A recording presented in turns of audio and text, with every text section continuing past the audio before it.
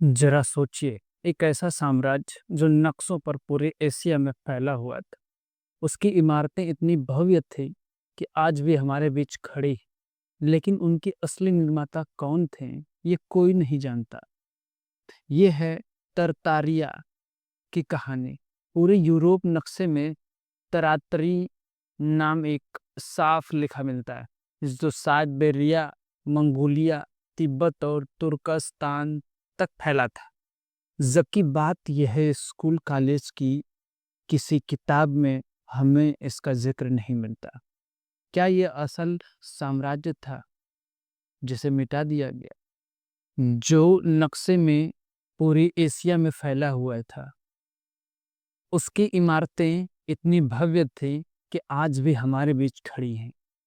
लेकिन उसके असल निर्माता कौन थे, ये कोई नहीं जानता।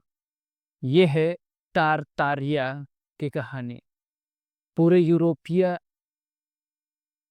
पूरे यूरोपीय नक्शे में तारतिया नाम साफ लिखा मिलता है, जो साइबेरिया, मंगोलिया, तिब्बत और तुर्कस्तान तक फैला था।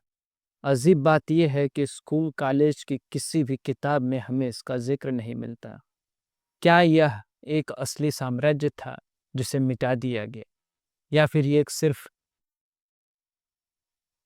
साम्राज्य था जिसे मिटा दिया गया, या फिर ये सिर्फ नाम था जिसे समय ने भुला दिया? 18वीं और 19वीं शताब्दी के नक्शे में तारतारी अलग अलग हिस्से में दिखाई देता था।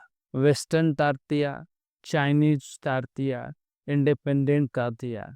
इन नक्शे पर बने चिन्ह और रेखाएं बताती हैं कि यूरोप के लोग इन इलाकों के बारे में कम जानते थे। लेकिन इंटरनेट पर दावा है कि ये कम जानकारी असल में एक झूठा था। कोई विशाल एडवांस सभ्यता इन जगहों पर मौजूद थी, जिसे बाद में मिटा दिया गया। सवाल उठता है, अगर ये सच है तो इसके ठोस सबूत कहाँ हैं? आज इंटरनेट पर तारतारिया को लेकर एक लोकप्रिय थ्योरी चल रही है। कहा जाता है कि ये शब्द बिजली फ्री, एनर्जी फ्री और उन्नत वास्तुकला में हमसे कहीं आगे थे। इसके भवन इतने मजबूत थे कि वे सैकड़ों साल बाद भी खड़े। लेकिन फिर आई एक रहस्यमयी मोड़, यानी मिट्टी की बाढ़, जिसने पूरे शहरों को आधा दबा दिया।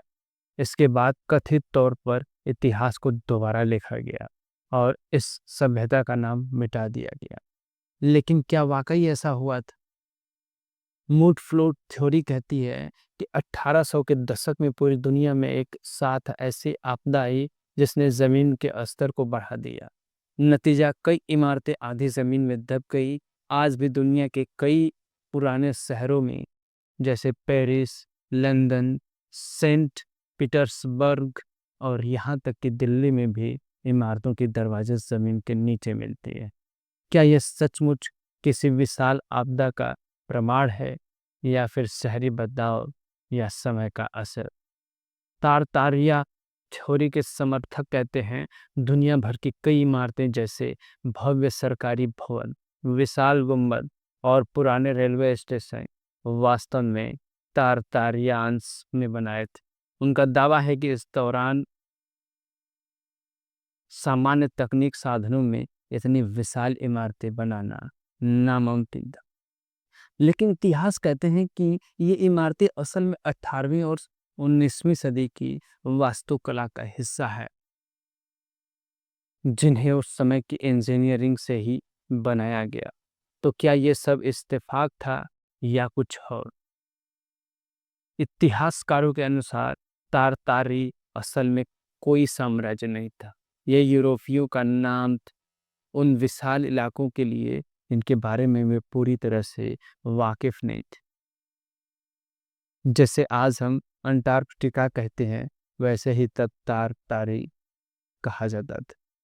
इसमें साइबेरिया, मंगोलिया, मंचूरिया, तुर्किस्तान और तिब्बत जैसे क्षेत्र शामिल थे। मतलब ये कोई राजनीति या सांस्कृतिक रूप से एकजुट सभ्यता नहीं थी, बल्कि एक भौगोलिक शब्द था। फिर भी यूट्यूब, टिकटॉक और रेडिट और तारतारिया से जुड़ी वीडियो पोस्ट लगातार वायरल होती रही। लोग पुराने नक्शे, रहस्यमय तस्वीरें, भव्य इमारतें दिखाकर दावा करते हैं कि इसमें कुछ छुपाया गया है। इन वीडियो का अंदाज इतना रोमांचक होता है कि लोग सच झूठ की परवाह किए बिना इन्हें मानने लगते हैं, और यहीं से ये थ्योरी और ज़्यादा रहस्यमयी हो गई। सोचने वाले बात ये है कि अगर वाकई कोई विशाल सभ्यता थी, तो उसके लोग कहाँ गए? उनकी भाषा, उनके रिकॉर्ड, उनके औजार, कुछ तो बचा होता।